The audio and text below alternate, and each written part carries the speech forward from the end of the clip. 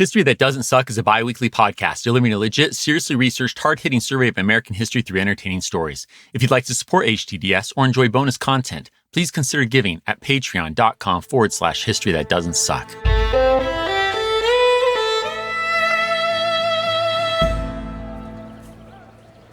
It's a beautiful summer morning, the 4th of July, 1918. We're on the Chesapeake Bay's Virginia coast, and thousands of visitors are walking amid the gorgeous greenery surrounding the home of the Continental Army Commander and first President of the United States, George Washington. That's right, we're at Mount Vernon, and thanks to the Mount Vernon Ladies Association and current director Harrison Howell Dodge, the whole of these grounds and its various buildings are immaculately preserved. Everything about the cream-colored 2.5-story mansion home, its several shuttered windows, its striking red roof, the Dove of Peace weather vane atop the cupola, as well as the details of the flanking and matching detached one-story wings, are all spot on. You half expect George himself to walk out the front door. But he's not the president we're here to see this somber, wartime Independence Day. We're waiting on President Woodrow Wilson. In fact, let's head around back and watch for his yacht on the Potomac River. Standing amid the columns of this shaded 96-foot-long porch running the length of the mansion's backside, the sight is unreal. Just look at that view. At the verdant grass sloping down to reveal the tops of the trees farther below, and how all of this green gives way to the serene blue of the Potomac before yielding to still more greenery on the opposite bank in the distance. And all of that under a blue sky. God, it's breathtaking. No wonder George was always so loath to leave this place. But look, there's a ship approaching. One funnel, 2 masts, a white hull. Yep, that's the presidential yacht, the USS Mayflower. President Woodrow Wilson is here. Let the ceremonies begin. The crowd cheers and soldiers salute as the president and perhaps 100 others, including his wife Edith, his oldest daughter Margaret, cabinet members, and foreign dignitaries, set foot on the shore. Nor does the enthusiasm drop as Woodrow winds his way up the path to the mansion home. Dressed in a white suit, hat, and shoes, the professorial president acknowledges the crowd with bows. But all fall silent as the current president reaches the resting place of the first. Now at the red brick tomb, Woodrow's bespectacled eyes fall on the white marble sarcophagi of George and Martha. I wonder, what is the historian-turned-wartime president feeling as he gazes at the final resting place of the nation's revolution-forged first commander-in-chief? I wish I could say, but according to the New York Times, no soldier ever stood more rigidly at attention than Woodrow at this moment. Surely, his deep knowledge of history and presidential responsibilities are merging to fill Woodrow with a unique sense of respect, awe, and gravity. But he can't keep it all to himself as the afternoon wears on. Given the war, particularly the recent hard fighting along France's Marne River and at Belleau Wood, this 10,000-strong crowd wants to hear from the president. Following a few words from Belgian-born Felix Strickmans, white-clad Woodrow takes his place amid the shadows of the Washington tomb and looks at the sea of faces before him. He then proceeds to share his thoughts on this war-torn Independence Day. Gentlemen of the diplomatic corps and my fellow citizens, I am happy to draw apart with you to this quiet place of old council in order to speak a little of the meaning of this day of our nation's independence. The place seems very still and remote. It is as serene and untouched by the hurry of the world as it was in those great days long ago when General Washington was here and held leisurely conference with the men who were to be associated with him in the creation of a nation. From this green hillside, we also ought to be able to see with comprehending eyes the world that lies about us and should conceive anew the purposes that must set men free. Woodrow goes on, speaking in terms not altogether different from the 14 points he put before Congress last January for rebuilding society after the Great War. These included ideas like no secret treaties, free trade amid war and peace, greater respect for self-determination, even in colonial empires, and the creation of an association of nations to guarantee that these and other terms are respected. Today, Woodrow doubles down, saying there can be no compromise on 1. Destroying arbitrary power, 2. Settling questions of territory sovereignty, and economic arrangements. 3. Ensuring no nations deal with each other on secret, underhanded terms. And 4. That the free nations of the world establish an organization to protect these principles. Fascinating. Sounds like Woodrow, who entered the White House fully admitting he was out of his depth on foreign policy, now feels comfortable crafting and pushing a vision of the post-war world. One that he hopes spreads and protects democracy, self-determination, and open economies around the globe. To him, this is a continuation of the spirit of the American Revolution, of George Washington. And he makes that point to his Mount Vernon audience. I can fancy that the air of this place carries the accents of such principles with a peculiar kindness. Here were started forces which the great nation against which they were primarily directed at first regarded as a revolt against its rightful authority, but which it has long since seen to have been a step in the liberation of its own people, as well as of the people of the United States. And I stand here now to speak proudly and with confident hope of the spread of this revolt, this liberation, to the great stage of the world itself. The blinded rulers of Prussia have roused forces they knew little of, forces which, once roused, can never be crushed to earth again. For they have at their heart an inspiration and a purpose which are deathless and of the very stuff of triumph.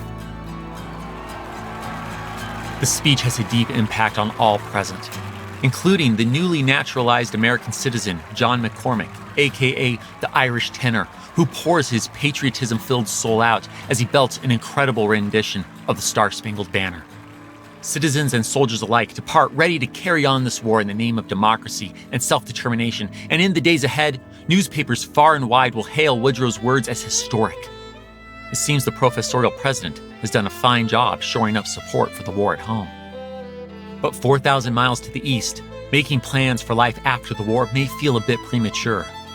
Over there, it's still trenches filled with blood. And before the month is out, the blood of another 50,000 young Americans will flow in and between France's Marne and Aisne Rivers.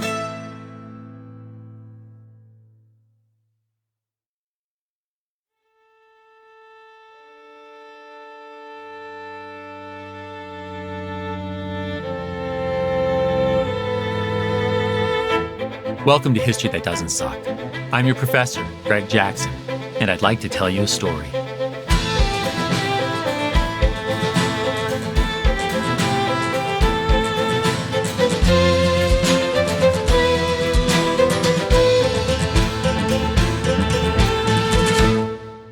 The goal of President Woodrow Wilson's 4th of July speech was to maintain support for the war, but the bespectacled commander-in-chief wasn't wrong to be thinking about its end.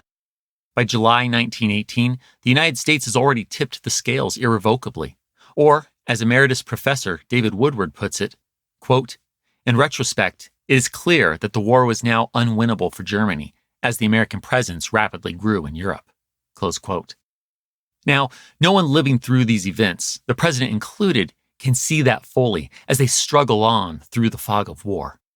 Months of hard fighting are yet ahead, but the tide is indeed turning.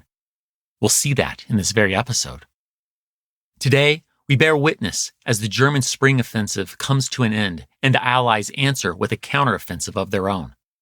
This means returning to that protruding, bulging German presence, or salient, that the Boche carved out between the Aisne and Marne Rivers in episode 134, as General Erich Luddendorf carries out a 5th spring offensive aimed at taking the city of Reims, just north of the Marne River. This battle, known as the Second Battle of the Marne, will involve fighting on both sides of the city, but we'll follow the ugliest of it, to the west of the city, where the men of the U.S. 3rd Division are bleeding, dying, and killing as they ensure the only Germans south of the Marne River are dead Germans. Holding like an unmovable rock between July 15th and 17th, the 3rd Division will ensure that Supreme Allied Commander Ferdinand Foch's counteroffensive, called the Aisne Marne Offensive, can spring into action the very next day. Once again, we'll focus on the ugliest fighting, which will take us to the western side of Germany's salient and into the vicinity of a town just south of the Aisne River called Soissons. Here, the U.S. 1st and 2nd Divisions will fight as a part of the French 3rd Corps. A lot of these doughboys will never go home, but their sacrifice won't be in vain. the Germans will suffer a serious blow. Meanwhile, General Blackjack Pershing will take yet another step toward his long-term goal of organizing a full-scale American army.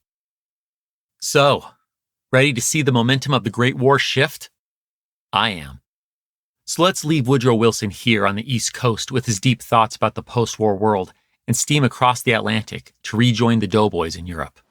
Full steam ahead.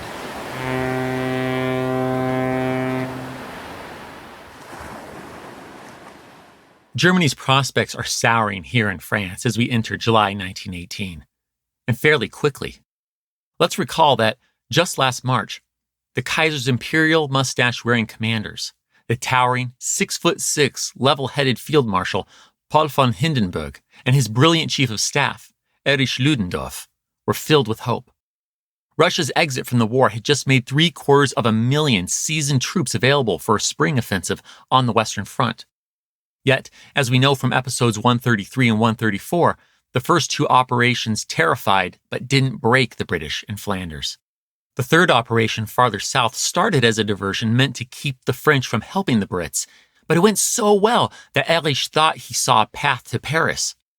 So the Germans stuck with it, only to find that American reinforcements, and more importantly, issues with their own supply lines shut them down, leaving the Fritzes with a bulging line, or salient, between the Aisne and Marne Rivers. Well, Erich Luddendorf followed these with a fourth operation that didn't involve American forces in mid-June on the Marne River. The French repelled them. Thus it is that, 4 months and as many operations in, the spring offensive has provided Germany with this massive salient, yes, but at a steep price. 500,000 casualties. Nor is Germany suffering isolated to the front. Back in the fatherland, inflation has reduced those on a fixed income to paupers, and food shortages are so common that the black market has become really the only market. In February, a Frankfurt newspaper published an open letter to Germany's military leaders saying, quote, "The course of events might be such that considerable sections of the people will prefer any peace at any price, to the continuation of the war." Close quote. Yikes. Desperately needing to stop the tide from turning then, German General Erich Luddendorf is launching the Spring Offensive's fifth operation, Friedenssturm, or the Peace Offensive. The name says it all. This is a Hail Mary for Germany, an all-or-nothing move. Erich hopes to widen his Aisne-Marne salient. Specifically, he wants to choke off the city of Reims in a pincer movement.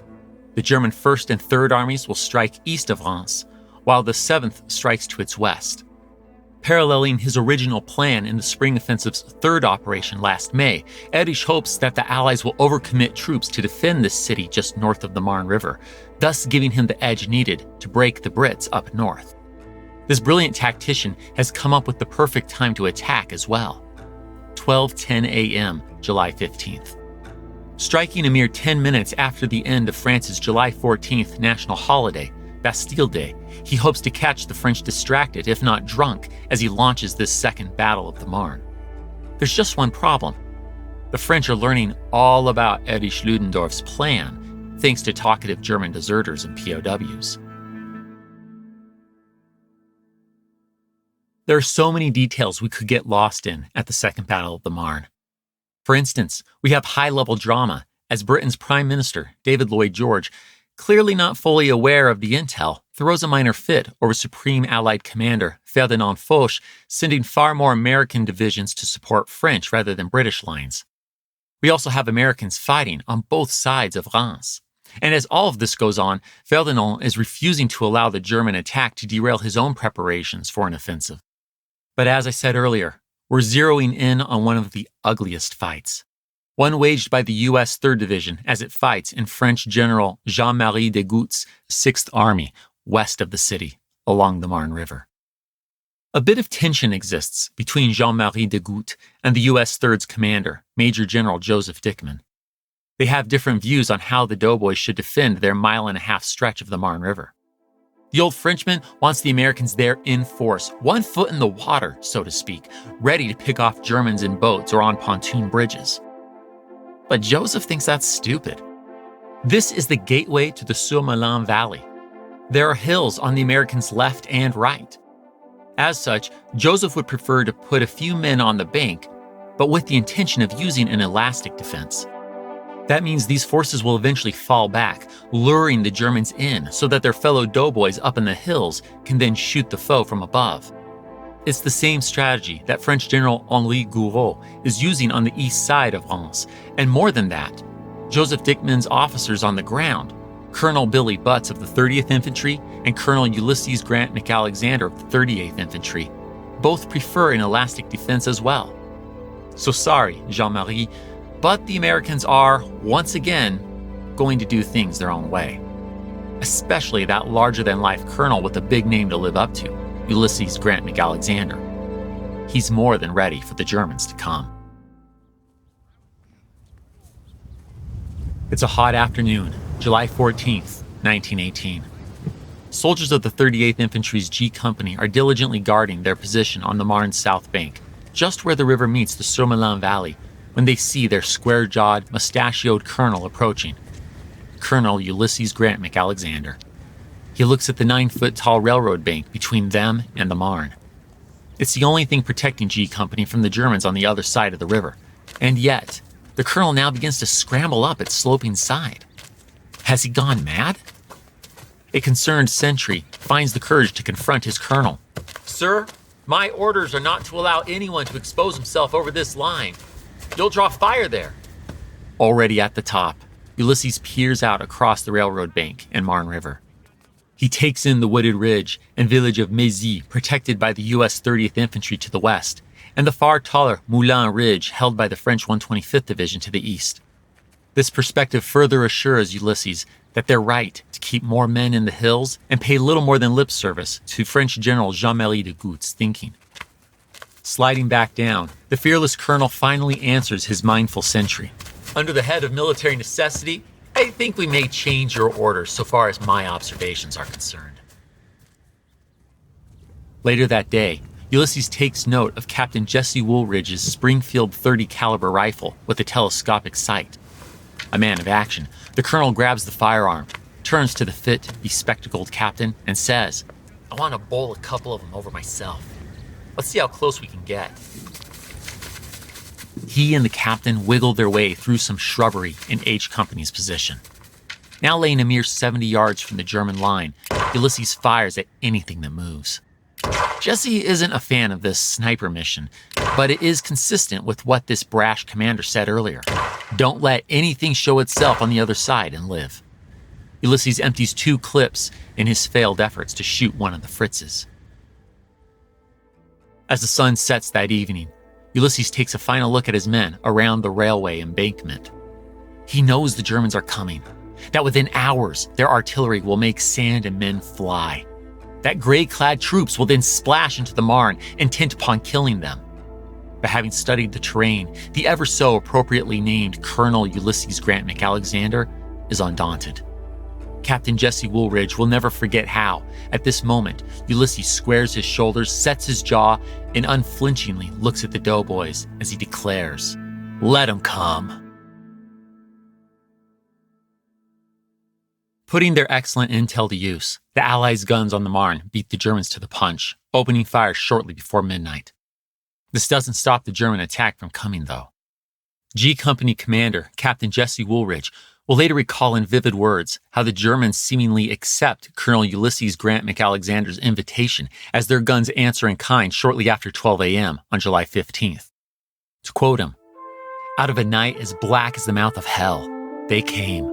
84 German batteries that made Zeus hurling thunderbolts from Olympus look like an angel of mercy distributing alms, consolidated their fire on the Surmelin Valley for 4 solid hours with a fury never before equaled, according to French observers, not even at Verdun."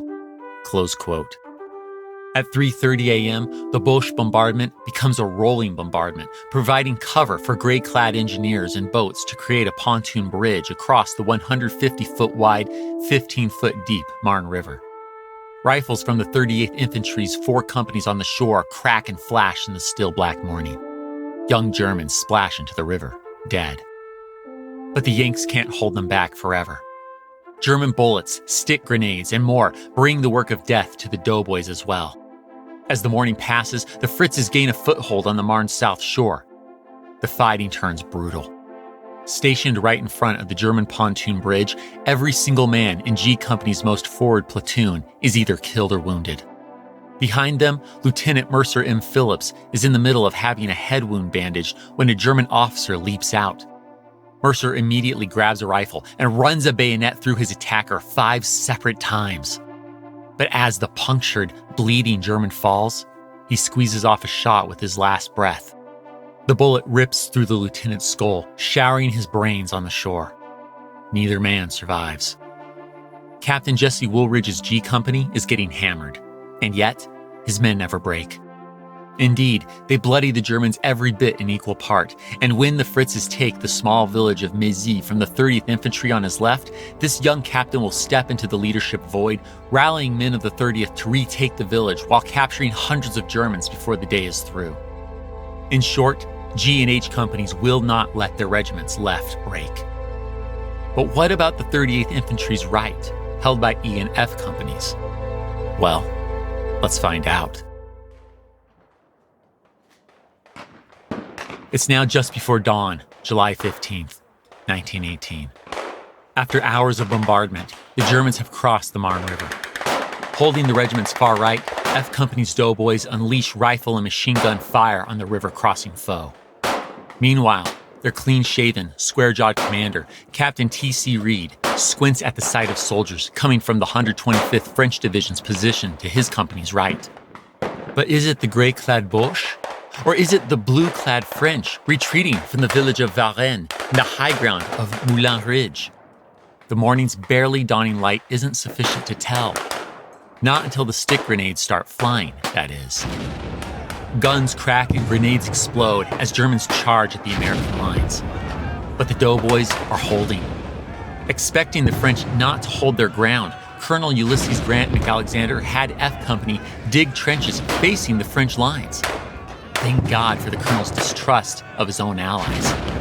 And as the fight wears on, Lieutenant Ralph Eberlin seizes on the Germans' exposed position.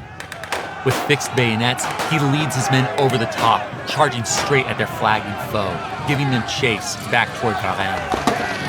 But the charging Americans are forced back to their trenches as German biplanes or Fokkers enter the fray. Meanwhile, the Germans have succeeded in establishing 2 machine gun positions. The fight feels endless, but the Americans don't back down. The fight continues. The battle rages through the afternoon. At 4 o'clock, F Company covers E Company's retreat. 2 hours later, F Company follows, falling back to the aqueduct line. But this retreat isn't a failure.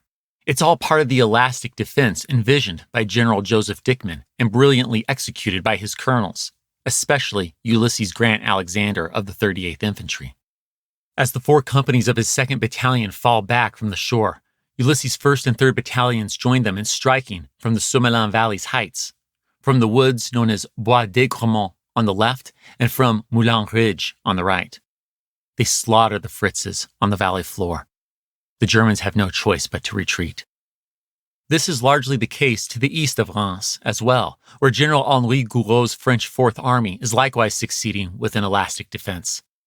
The fighting isn't as dramatic here, but let's note that his forces include Black Americans of the 369th, as well as the U.S. 42nd Rainbow Division. And yes, Douglas MacArthur, now a brigadier general, is still with the 42nd.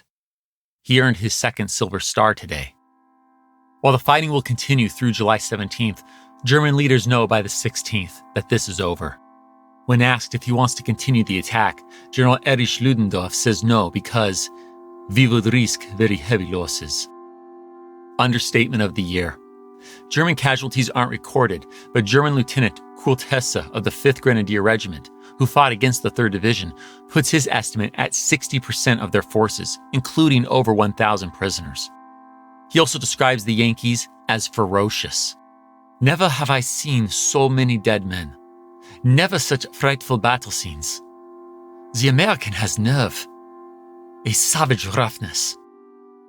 The American kills everybody," was the cry of terror of July 15th, which for a long time stuck in the bones of our men. The 3rd Division suffered serious losses holding the Marne. 3,151 casualties, 606 of whom are dead. But while other Allied divisions gave up as much as 5 miles before the advancing Germans, the 3rd didn't give an inch by the end. It's just as the division's commander, General Joseph Dickmann, reports, quote, "On the front of the 3rd Division, there are no Germans south of the Marne, except the dead." Close quote. With much credit due to Colonel Ulysses Grant McAlexander of the 38th Infantry, he's soon compared to another unyielding general from the Civil War, aside from his namesake. He's compared to General Thomas, a.k.a. the Rock of Chickamauga. And so it is that Ulysses, already named for one Civil War hero, picks up the nickname, the Rock of the Marne. It soon rubs off on his 38th Infantry, and even the whole 3rd Division, hereafter known as the Marne Division. But the fighting is far from over. With Germany's 5th and final operation of the Spring Offensive brought to heel after a mere 3 days of fighting, Allied Supreme Commander Ferdinand Foch sees the tide turning, and he's ready to launch an immediate counteroffensive to push back the Germans' menacing En Marne salient. To that end, it's time to head north of the Marne River and attack German-held Soissons.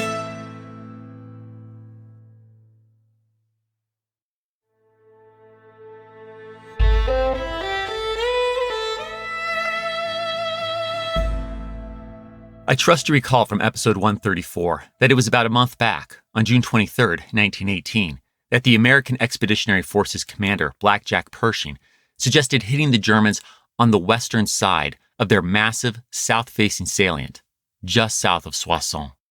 I'm not giving the credit for this upcoming attack to Blackjack per se, but rather pointing out that the Allies have been aware of Germany's weakness near this town on the Aisne River's south bank for quite some time.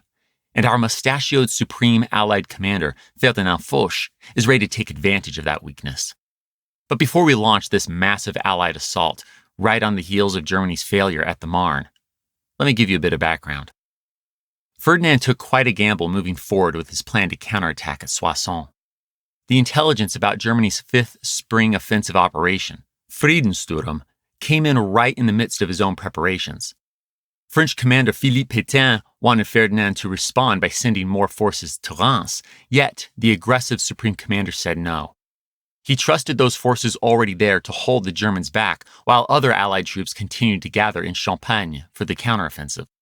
Quite a roll of the dice, but damn, that was well played. Not only does this mean that Ferdinand can strike faster, but the Germans, who also expected him to reinforce Reims, won't see it coming.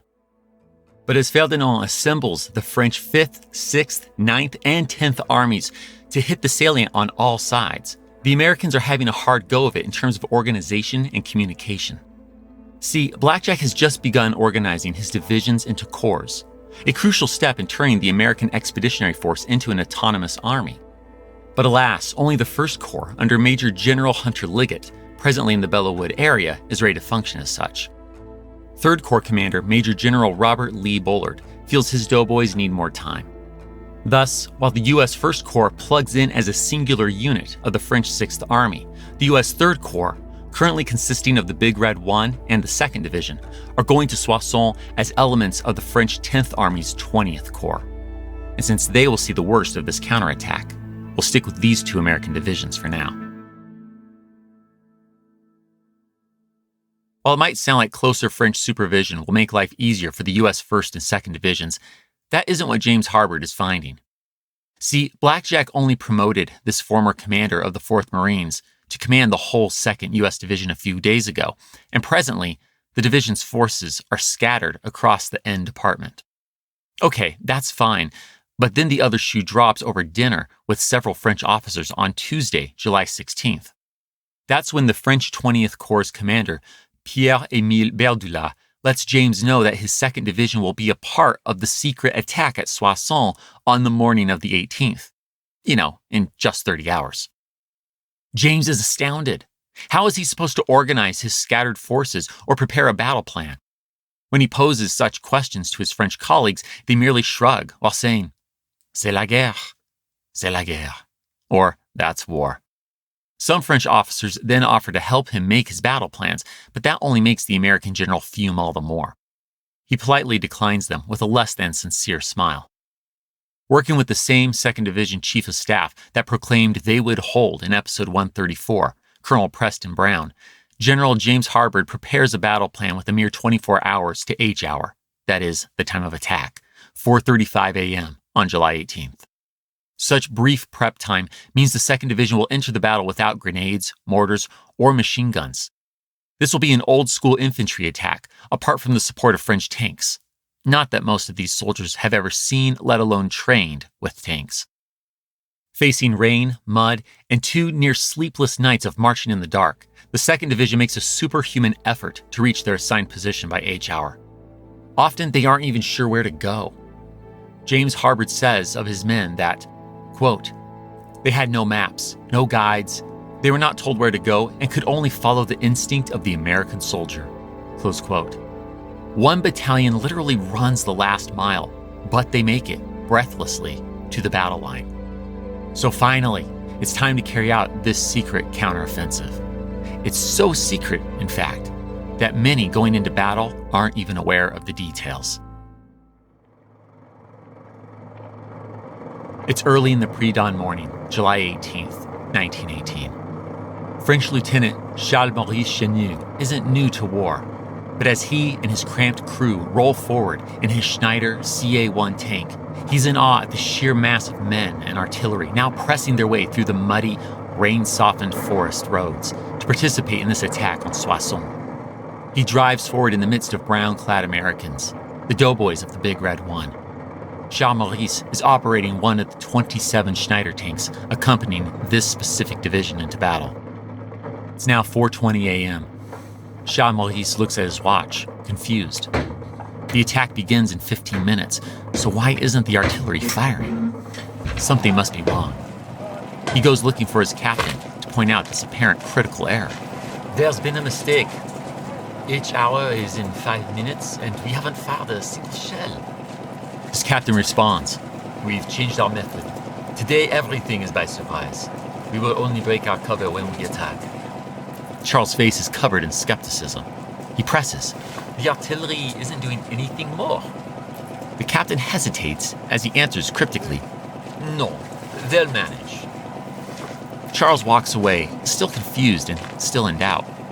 After years of war, everyone knows that artillery softens the foe's lines for hours before the infantry move forward.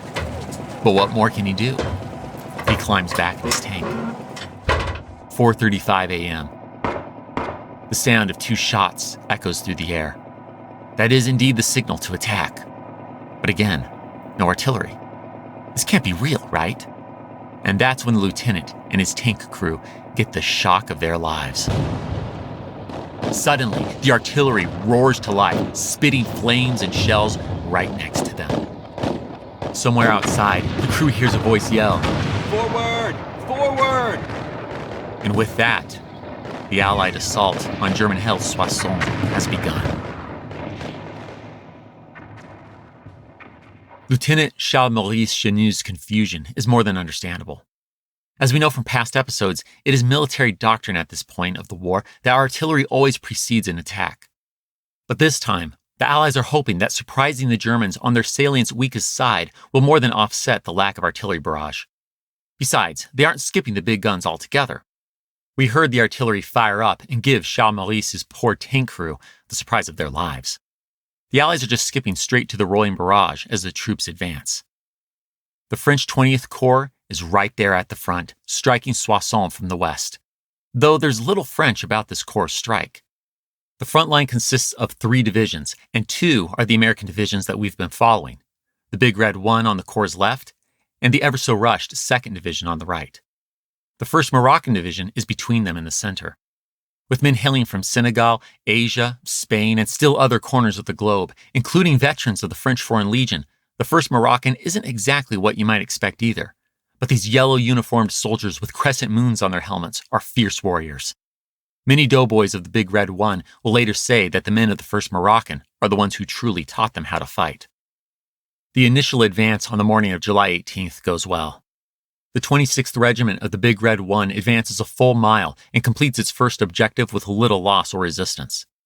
But by the afternoon, The Germans are dug in, using the terrain's rocky ravines for cover. The Allied advance slows. By the end of the day, the Germans are able to fully respond to the offensive and move their reserves in to defend against the attack. Things only get uglier the next day, July 19th. With little information coming from their commanders, the Doughboys push forward, often becoming German targets as they pull ahead of their French counterparts. The worst of it, perhaps, is seen by the 2nd Division's 6th Marines. Assigned to take the crucial road that leads from Soissons to Château-Thierry, they move out at 8:30 a.m. No artillery supports them with a rolling barrage as they advance across a wheat field with no cover. I have to imagine these men are sick to their stomachs. It's like they're right back at Belleau Wood. Indeed, German defenses make it feel like that as well. As the Marines move forward in 2 waves, separated by 50 yards, German shells and machine guns rip, mangle, and shred devil dog flesh. Corporal Joseph E. Rendinel will later recall, "I would see a man walking across the field with his rifle at his hip, and suddenly he would take another step, and there wouldn't be no step there, and he would go down. Some fell flat, some grabbed at their wounds and sort of crumpled down." As the sun sets, more than half of the 2,450 Marines sent to take this road have become a casualty. The Leathernecks gained a mile of ground and have the road in rifle range, but can't quite take it. Meanwhile, the whole 2nd Division has fought without food or water for a full day and suffered more than 4,000 casualties. It's a grim scene. Lieutenant Robert Keane of the 15th Field Artillery, 2nd Division, will later recall looking across the wheat fields and hearing, quote, groans, cries for help in English, in French, in German, pleas for water and babblings of delirious men. The fields were full of dead and dying, and nothing could be done for them. Close quote. It tears the lieutenant up. Some of those miserable souls are his friends. His only solace is one tender scene amid such death. Again, to quote the lieutenant, an old Frenchman, he looked at least 50, in a tattered blue uniform, was walking slowly down the road, carrying on his back, toward the dressing station, a wounded American doughboy. Every time I have felt annoyed since then at France, this picture comes to mind, and my anger softens. All of this is enough for General James Harbord. He sends a message to his superior officer, General Pierre-Émile Berdula, saying, "I desire to insist most strongly that my division should not be called on for further offensive effort. The troops in the fighting line of the division have many of them been without water or food for over 24 hours. The French commander agrees. The U.S. 2nd Division is relieved. The French 58th Colonial Division will take it from here. But the 2nd Division isn't alone in suffering gut-wrenching losses. Farther north, on the French 20th Corps' left, the Big Red One is suffering to wrest the hilltop town of Berzy-le-Sec from the Germans. The engagement is a success, but whole units are decimated. Lieutenant Jeremiah Everts of the 18th Infantry will recall that, quote, what was left of E Company marched in single file.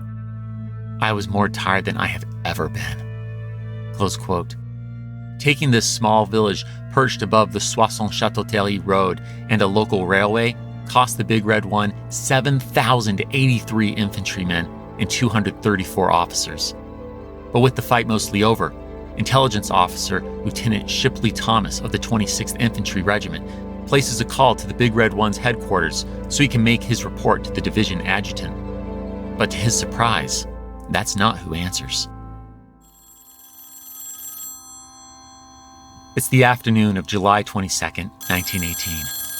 We're inside a large quarry cave, now serving as the impromptu military headquarters for the commander of the U.S. 1st Division, aka the Big Red One. The division is now under the command of General Charles Summerall. He's a hard-nosed leader, one known for telling his men, "I don't expect to see any of you again." But even he isn't ready for what's to come as he answers the phone. Hello, this is General Summerall. Who is this? Lieutenant Thomas, sir, 26th Infantry. Well, how are things? I have to report that we have broken through as far as we can. Our colonel is dead, our lieutenant colonel is dead, and all the majors are dead or wounded. And God knows how many captains and lieutenants are down.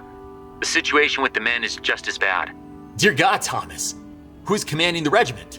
Captain Barney Legg. How is he doing? Fine, sir, with what he has left. Well, who is his executive officer? I guess I am. even the hardened General Charles Summerall can't take this news without flinching. He assures the lieutenant that the British are sending the 15th Scottish Division to relieve them. More than that, a band and much-deserved feast will greet the poor officers' depleted regiment as they depart. An honor much appreciated, but no amount of food or music can console the survivors over the loss of thousands of brothers in arms.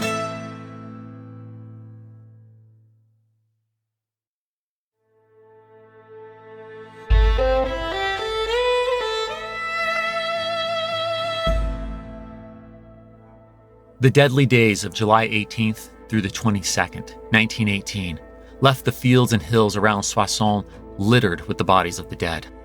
But the Doughboys didn't die in vain. This initial thrust of the Allies' Aisne and Marne counteroffensive is now forcing the Germans to withdraw from the greatest gain of their spring offensive, the Aisne and Marne salient. With a heavy heart, General Erich Luddendorf admits this to Colonel Mertz von Querenheim on July 22nd. But the harder admission of failure falls to Field Marshal Paul von Hindenburg. After all, someone has to tell the Kaiser. It's the afternoon of July 22nd, 1918. Kaiser Wilhelm II bounces along the roads of the French countryside, perhaps in a Mercedes-Benz, given his love for them, making his way to the town of Abenzuel. This is where his Imperial Army's High Command, the Oberster Heeresleitung, or the OHL, is currently set up, and the nearly 60-year-old Imperial mustache-wearing Emperor is likely looking forward to this visit. Official communiques keeping him up to date have been nothing but positive. But meanwhile, back at the OHL, Field Marshal Paul von Hindenburg is dreading this coming meeting. See, he's got a war to run. He doesn't have time to keep the Kaiser up to date on every little thing, and if we're being honest, he and Erich Luddendorf have really been the ones running Germany and this war for a good long while. The Kaiser is more of a figurehead at this point, one that these two military commanders don't take that seriously. As such, their reports to Wilhelm have been a little light on the details and overly optimistic. After Soissons, though, Paul has little choice but to come clean on their setbacks. The Kaiser's car pulls up. He exits the vehicle and soon is face-to-face with Paul von Hindenburg. The towering, 6'6", grain and decorated field marshal now confesses some hard truths, like the fact that all the gains from the spring offensive's third operation, Operation Blucher, are quickly disappearing. In fact, the whole spring offensive is falling apart. The exact words Paul uses are total failure. The Kaiser is floored, perhaps in a state of denial, if not confusion. How can this be? Still processing the shock, His Highness asks the Field Marshal what he should do now. Paul sees no use here for this figurehead ruler. He tells the Kaiser to return to his imperial headquarters in Spa, Belgium. The Kaiser will go back, and he pouts all the way. That same evening, he tells his entourage to show consideration toward him as a defeated warlord. Meanwhile, the Kaiser's dreams are haunted by visions of his English and Russian relatives, all the ministers and generals of his own reign, marching past and mocking him.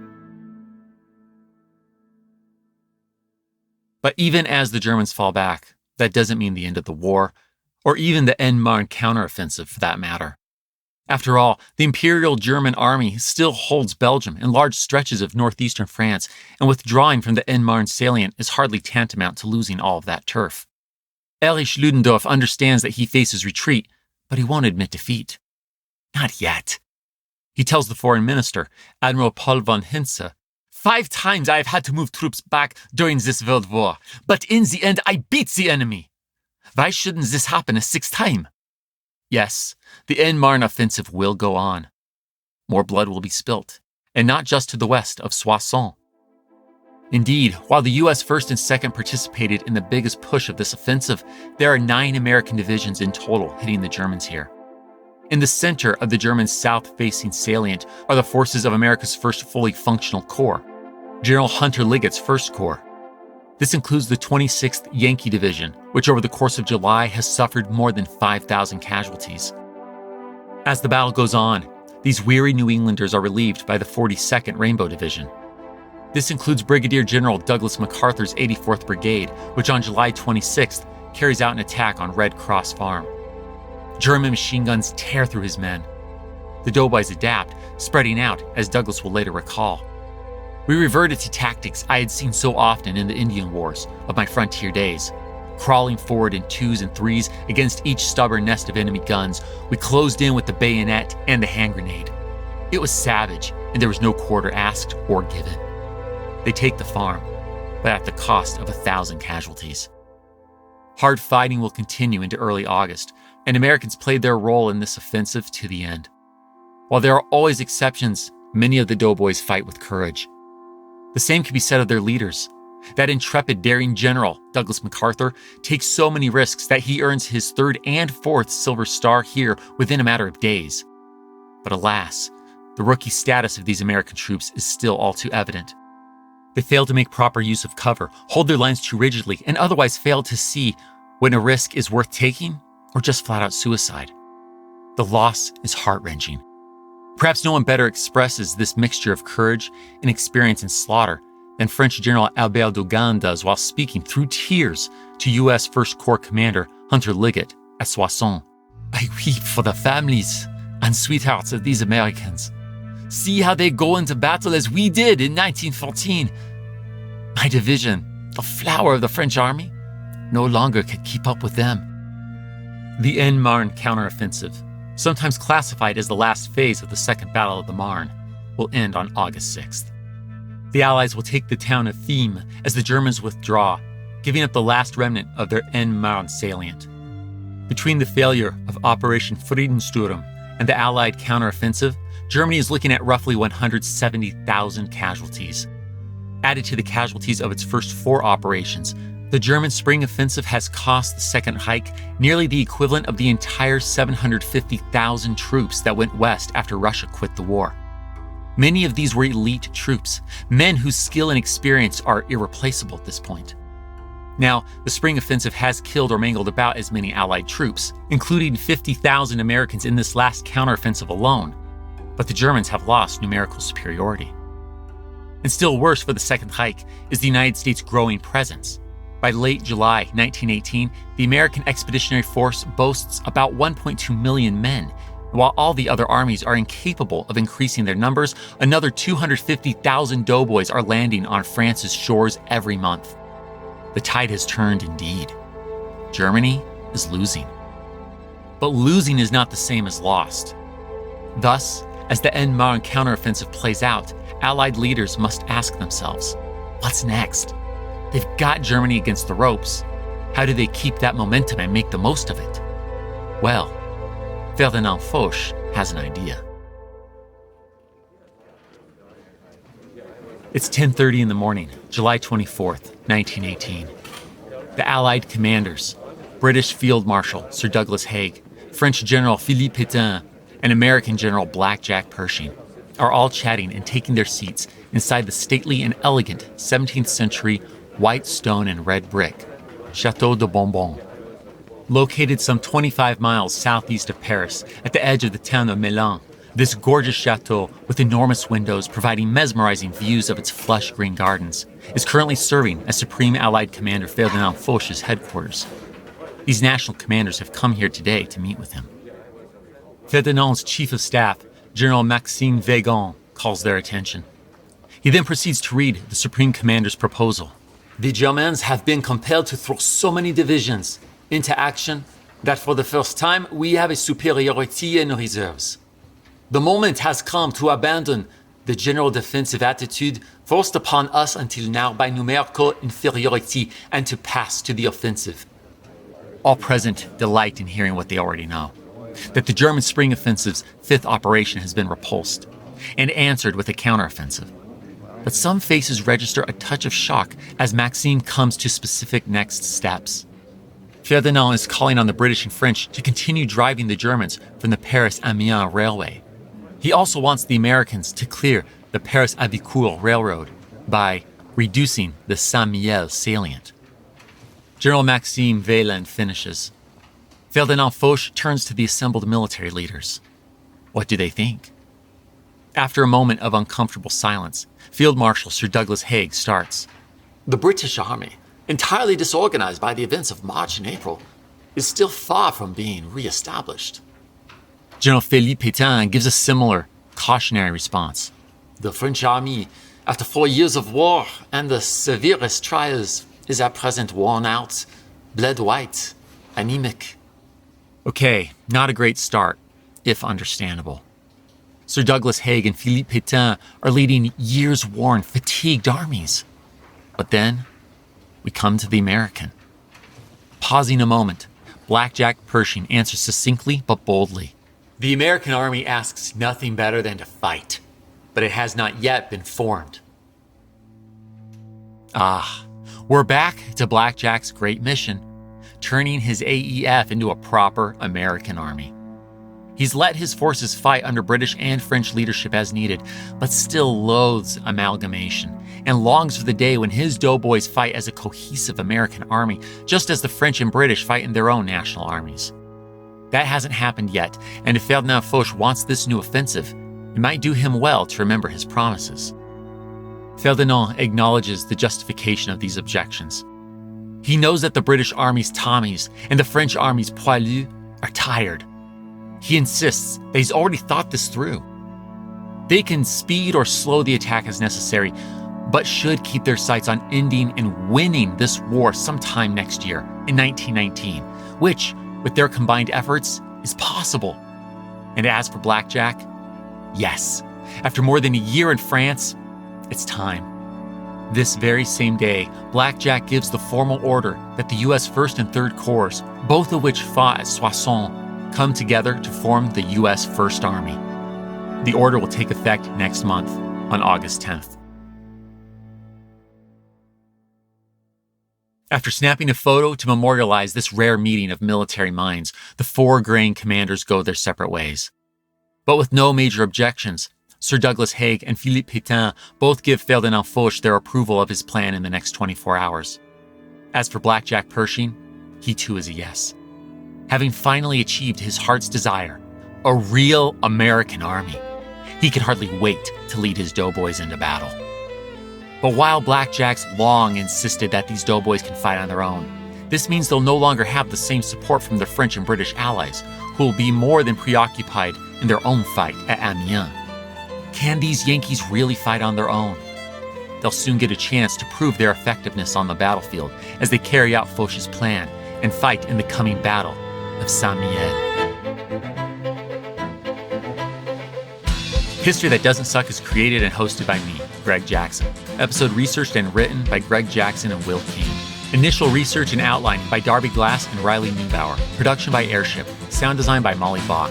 Theme music composed by Greg Jackson. Arrangement and additional composition by Lindsey Graham of Airship. For bibliography of all primary and secondary sources consulted in writing this episode, visit htdspodcast.com.